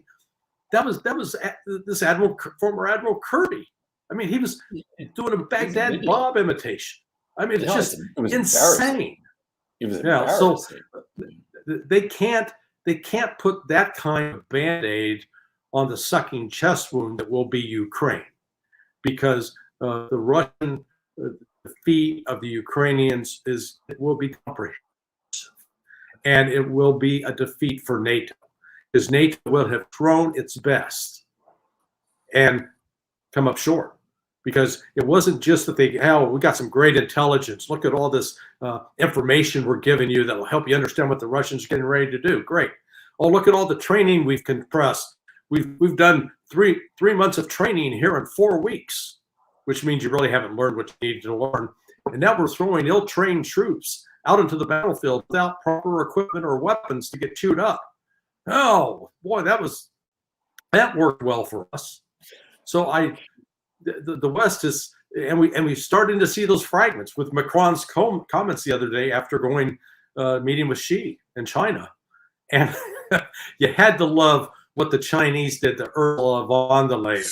You know, that was here when Macron brings her along. Hey, come on, we'll see my buddy Xi. And the Chinese were not happy about it, and they showed their unhappiness. Then when it came time for her to leave, they didn't take her to the airport. There was no red carpet walk. No, oh, goodbye, Ursula. We enjoyed having you. They sent her commercial. She had to fly like all the other peasants do. She had to go through security. She didn't even get the VIP line. China sent a message to the EU. You're irrelevant. You are not worth bothering. And we don't care if we piss you off, because you can't do anything to us. Thank you. Have a nice day. Yeah, that was the most humiliating thing. I mean, she both arrived and departed just by the regular, the peasant line. Yeah, exactly. Yeah. I mean, I found that screamingly funny. And the Europeans are just not saying anything about it. I've sort of like monitored the press about it, and they're trying to pretend that it didn't happen, but it did. And you're absolutely right. It was basically a Chinese saying, "You don't matter. You're nothing." Yeah. And that's a whole continent, and that's the European Union, and just telling them to buzz off. I mean, it was screamingly funny. But you're of the opinion that saner heads will prevail. That's your assessment.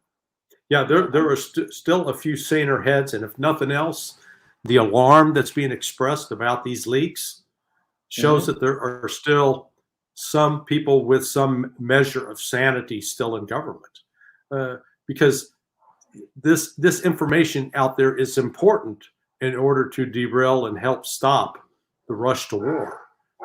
But it also does expose the fact that the United States was somewhat delusional, had saying one thing in private, another thing in public. And so that's now been exposed. And the media is covering it with a lot of intensity, and that's not one of these typical propaganda moves. This is more, I think, a natural phenomena of unwelcome news getting out there and the public reacting to it. I hope you're right, because, like I said, my two concerns. The immediate one is that Poland gets into this war in Ukraine. I know that the Americans aren't going to, but that Poland might. And that might somehow expand the war, unless somehow the NATO, because it's really NATO's decision, NATO somehow limits Poland's incursion into Ukraine and say, oh no, that's the Poles acting on their own. We're not going to invoke Article 5, and Poles, you're on your own. Good luck.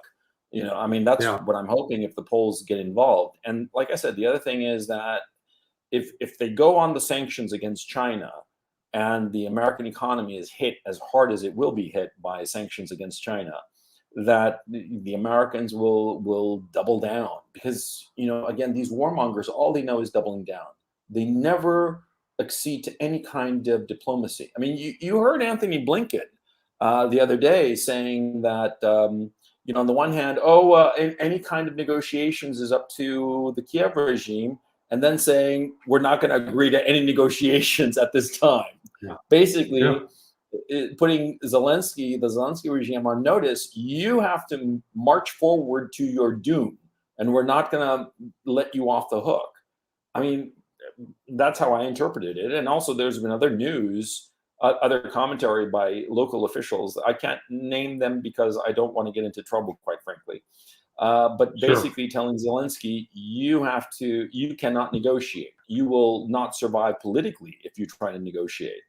And so it just seems that they're going to be marching to their doom if there is this offensive, which I believe will happen, by the way. I think that the State Department warmongers are going to push Zelensky into that position, whether he likes it or not, and regardless of Western public sentiment and media opinion. I think that they're just going to keep on going. Well, I think, I don't doubt that they have the desire to want to have a counteroffensive, but I know for a fact, fellow acquaintance of mine over here who is a senior official at the Department of Defense in previous administrations, and is well plugged into the neocon side, into the Ukrainian, back channel information, and seriously anticipated that Ukraine would have launched the counteroffensive at least to save its troops in Bakhmut 2 weeks ago, and it didn't happen.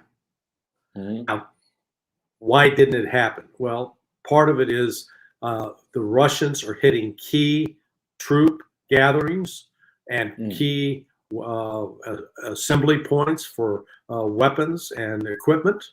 On top of that, there were some weather issues, and then just the horrific level of the casualties that Ukraine is suffering. And controlled access. The Russians basically have every entry point into Bakhmut under fire control. Yeah. So when you put that all together, just your desire, let's have an offensive. Well, then show me where your armored vehicles are, and show me where your tanks are. Show me where your air cover is. Where is the artillery? Where are the infantry units? How are you going to transport them up there? What kind of covering fire are you going to be able to give them? What kind of help you provide that's continue to sustain the tanks as they try to move forward? There's an entire logistics chain that has to be in place that I don't see Ukraine. I don't think Ukraine has it. So, but regardless, the Russian intelligence is as good, if not better, than anything that the United States have. In fact, I would argue one of the lies that's being put out in the press right now is, oh, look at all that great intelligence we got about Russia, man. We've got the defense ministry. We got moles in the defense ministry. If we really had moles in the defense ministry, it's like Fight Club. You don't talk about Fight Club, okay? You don't talk about we got our moles in the defense ministry. If anything, you want to play down, geez, we're having really a tough time figuring out what the Russians are doing. Downplay it. So whenever they come out and say, oh, yeah, look how good we're doing, you know it's crap right away. Yeah. That's just spin. That has nothing to do with, oh, boy, we're really monitoring what the Russians are doing. The Russians, by contrast, not saying a word. No. They're just going, zip. And they're acting.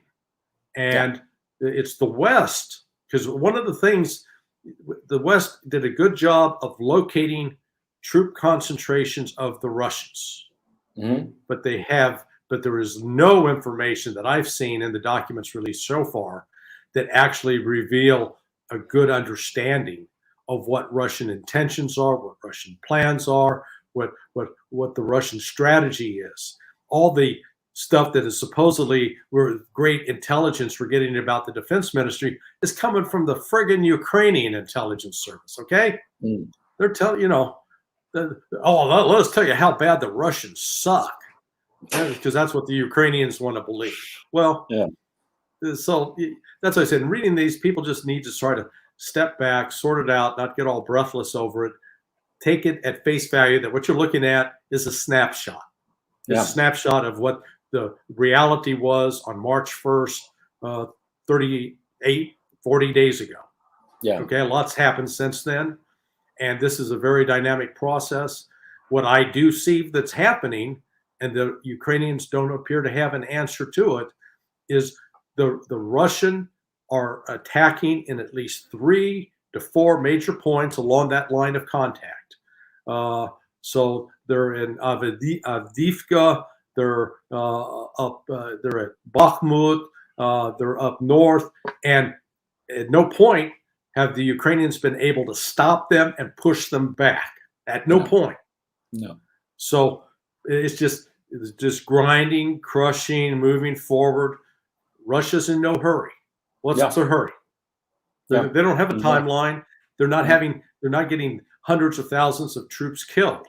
They're minimizing their casualties. Well, they just cashiered a general, a Russian general, who had launched some attack a while back that cost lives of a lot of Russian soldiers. They were like, fuck this guy. They cashiered him, booted him out because they're just not willing to take those losses. That is a message. The message is we value our troops. We're not going to, we're not going to let anybody get them killed needlessly. And and so the notion that the Kiev regime is going to launch a successful offensive in Zaporozhye and cut the land bridge to Crimea. I mean, I from some accounts that you hear, they say stuff like, oh, we're going to be able to do it and we'll be at the doorstep of Crimea and then we can start negotiating. I'm like, are you high? What drug are you taking? Because it's just laughable. If they are getting pushed back at Bakhmut, which was one of their strong points on that second defensive line, and they have been being pushed back and ground down, and the Russians are deliberately not closing that salient, that cauldron, because they realize that if they close it, they'll suffer casualties, and if they leave it semi-open, the Kiev regime will just keep on feeding troops into it to their doom. They're like, well, just player's choice. If that's what you want, that's what you get. The Russians are playing it smart and patient, and it's the West that is like, we got to go. But when this conflict started, I wrote a long Twitter thread and basically argued that the best thing that the Russians could do is just bore the West to death insofar as this conflict is concerned. Just keep on slowly grinding, no big arrow offensives, nothing spectacular, just daily grind. And a year later, that's pretty much working for them. And it's working very successfully for them. Yeah. So, listen, go ahead. Sorry. Well, I'm just going to say, one of the things that is important to appreciate is the change in Russia's thinking and in China's thinking over the course of this last year, since the start of that special military operation. Because I think even when it started, I think the Russians may have held out even Russian leaders held out some hope or belief that the West couldn't seriously be this stupid. That there was elements that were reasonable, rational, that they didn't really want to destroy and take apart, viscerally destroy Russia. And they came to the realization, hey, these people really want to kill us. They want to eradicate Russian culture. They want to eradicate Russian people. And the Chinese are watching that going, after they get done with Russia, they're coming after us. Yeah. And the West doesn't hide it. When the United States openly talk about the Chinese are our enemy. They're our enemy. We're not. It's one thing to call somebody, hey, he's an adversary. Hey, no, enemy. And we think the Chinese are like deaf, dumb, and stupid, that they don't hear that. So, and that's where China and Russia came together and said, hey, if we don't hang together, we're going to hang separately. To quote Benjamin Franklin. So that I think is the most profound consequence of this war. Regardless of the military outcome on the ground, it has completely transformed Russia and China and how they're going to deal with the West and how they're going to deal with the rest of the world. Yeah, I would completely agree. I think that this past year has been a revelation for the Russians and the Chinese. First of all, the Russophobia, which went off the charts, and they really are serious about breaking up Russia, let alone hanging everybody from the Kremlin, you know. And so that issue. But I think that something much more profound was also revealed to them. I think before this conflict started, the Russians in particular, but also the Chinese, were scared of what the West could do to them. And it's sort of like, you know, when you get into a street fight, I got into a few when I was, you know, in my younger days. I don't know about you, but, you know, Yes. before you get into the fight, you're worried. You're thinking, oh man, I'm going to get hurt. But once you're in it, you're like, oh, it doesn't hurt that bad. That's the thing. Right. They got over their fear. They, all of a sudden, they're like, oh, you know, the best that the West can do, man, it doesn't hurt that bad, you know, and you know, it doesn't even do anything, right? Number one. Number two, they realize these people are fools. These people are idiots. The people running things, they don't know what they're doing. They are completely misinformed and detached from reality, which before I was cut off, it was an issue that I wanted to raise with you. The complete detachment from reality of the leadership class and an inability to empathize with the other side and understand their priorities, which are very straightforward and simple, but an inability. And if you do, you know, God forbid, say, oh yeah, you know, the Russians have a fair point here on this particular issue. Oh, you're a Kremlin bot, you're Putin's stooge, you know. And so, of course, that kind of sensible talk is silence, okay? So the foolishness of them. And I think that most important of all, the revelation by way of the Angela Merkel interviews and Francois Hollande and Poroshenko as well, basically saying that Minsk II was just a ruse to buy time, and a realization on the part of Russia and China that no agreement with the West will be honored. Any agreement that they come to is just transitory, just for the advantage of the West, which means, of course, that from the Russian point of view, there can be no negotiated settlement. There can be no ceasefire. The only acceptable end outcome for the Russians will be total surrender and total occupation. Because, I mean, think of it from the Russian point of view. They have lied consistently. And the agreements that they swore and were passed through the UN Security Council, I'm referring to Minsk II, of course, it turned out to be a ruse to buy time to arm the Kiev regime. So we cannot negotiate with them. We cannot sign anything with the West because it will be of zero value. It's just to improve their position before they gear up again to try to hurt us and potentially destroy us. And so those revelations, I mean, what you were referring to and these additional issues, it's been eye-opening for the Eurasian Alliance. And it's stuff that once you see it, you cannot never unsee it from their point of view. And so for them, I think that this is, Ukraine is toast as a nation. And it breaks my heart because insofar as this conflict is concerned, and I've said this repeatedly, and I'll say it again, I don't have a dog in this fight. I don't have a pony in the race. I don't care who wins or loses. All I care about is that the Ukraine nation and the Ukraine people are not destroyed. And so that's why I would want this war to end as quickly as possible. But it's the West that has driven forward the Kiev regime into this suicidal conflict. And the Ukraine nation will never recover from this. They passed the point of no return between the Ukraine diaspora, the destruction that has been wreaked on Ukraine society, and the killing of, credibly estimated at this time, my numbers are that at least 170,000 Ukrainian soldiers have been killed. And probably 1.5 times that number wounded, you know, severely enough that they'll never fight again. That's close to 400,000 odd men. That's the flower of a country. That's the young men who will become the business people, engineers, doctors, lawyers, accountants. They're dead. They're gone. It's over for Ukraine. Well, I was just going to point out, Ukraine is becoming like the Paraguay of Europe. You remember the Chaco War in Paraguay, which wiped out a generation of men. Yeah. So, and it is. And it's worse because at least the Paraguayans had their women still there. The women in Ukraine fled, and they're all in Western Europe or in Russia. where after a year of this conflict, what have they done? They've settled down, they have a job, you know, a lot of them have found some nice European, some German fellow or some Russian fellow, as the case may be. They're going to be settling down. They're not coming back. They took some poll in Poland. Sorry about the malapropism, but I can't say it any other way. They took a poll in Poland, and it was something like less than a third of the Ukrainian diaspora would return after the conflict is over. Less than a third, you know, and altogether the Ukraine diaspora's number is about 15 million people. So you're saying basically 10 million will never go back? Holy cow.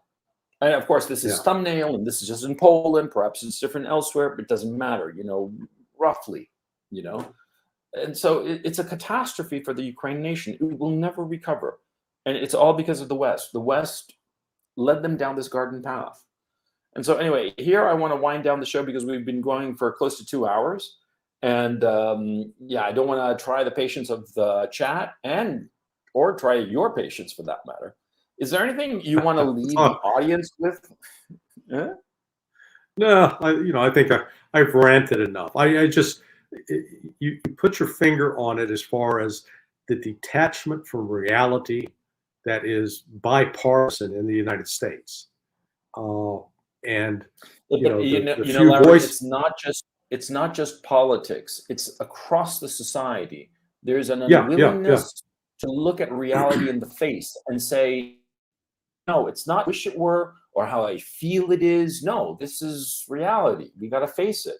But there's an inability to do so. You know, I mean, the trans thing to me for me personally is so indicative because somebody decides I don't feel like a man, so I'm just going to become a woman. That's crazy talk. That's an inability to look at the reality, you know, and trying to contort yourself in insane ways to elude reality. You can't do that. You can't, or let me phrase it. You can do it for a short period of time, but it's not going to last and it's going to crash in the end. Sorry for my little rant there. No. It's indicative. Again, it's a symptom of this sickness that infects the United States and frankly, much of the West. Again, it's delusional. It is divorced from reality, divorced from science, and everybody. The old children's story about the king with no clothes. That's why that story was originally written. When the powerful can lie to themselves to such an extent that they ignore the basic truth, which even the old small child who pointed out, but the king's naked. Everybody else is telling the naked dude, "Oh boy, you look great, man. Those are exquisite threads. You are making a fashion statement there," and that's what's going on across the board. I mean, here when Bud Light hires a dude dressed as a woman to sell, or Nike hires that same dude to sell women's sportswear. It's like, okay, Monty Python used to do skits based on this when it was so absurd, and it was funny. Now, if you try to make jokes of it in the UK, you'd be charged with hate speech. So that it is that kind of delusion, the denial of the lack of security at the border, the denial of the fentanyl crisis, which is killing people, the denial of the drug violence, which ravages these inner cities, the major cities of the United States, and is largely killing young black men. And it's not killing a lot of white people. And it's another form of extended racism, if you will, that we're ignoring all of that. We graduate literally a new generation of kids that can't read, can't write. Can't do math. It's astonishing. 77%, just this survey just came out the other day, 77% of the adults under the 18 to 30 are either too fat, too drugged out, or too much of a criminal record that they could not even qualify to get into the U.S. military anymore. 77%. It is off the charts, and yet we're spending billions in Ukraine. So that's this delusion is across the board, and it's just like with an alcoholic. They've got to crash, or a drug addict. They've got to have that moment where they crash and they either decide to turn it around or they die. And Yeah. I think the same choice and will face the United States at one of these points. We either turn it around, recognize we've got a problem, start a 12-step program, whatever, or this country will die. There's no gray zone in there. No. My great concern is that you're absolutely right, and my fear is that there is no. When most countries come into a crisis mode, there is usually the leadership class screws it all up and crashes the country. But there is a second tier or a third tier of leadership that's coming up right behind that has the ability and certainly the will to put things back together again. Yeah. My fear is that because of this indoctrination over the last quarter century and the insanity that has permeated the entire leadership class, because it's not just the government, it's the corporations, it's the universities, it's everywhere. This cancer of the mind. I don't know if there's going to be a leadership class that can pick up the pieces. That's my concern. I mean, so we'll have to see how this plays out. But okay, so I'm going to round out the broadcast. Larry, as always, it's a pleasure having you on. Chat, be nice to Larry, and when you show him out with a +1, Larry, stick around after I end the broadcast just to say some personal words before you go. And chat, I hope you enjoyed this show. It was a hell of a lot of fun for me. And of course, you can find Larry at Sonar21. The link is in the description below. He's got a great daily blog that is just fantastic. I urge you to go check it out because he posts every day, and it's usually brief and to the point. So it's not like this colossal time suck. And just every day that he posts something, it's worth your while. So go check it out. I don't have a link for anything for Ray. I'm going to ask him what he wants me to put on. He usually just writes at Consortium. I know he does have a website that I don't recall it offhand, but yeah, I know his son is always yelling at him to pitch his site. Yeah. No, it just slipped my mind to ask him. I'll catch up with him via email and tell him about it. So anyway, Larry, my friend, thank you so much for joining me. Chat, I hope you enjoyed the show. My pleasure. And I will see you guys next time. Take it easy.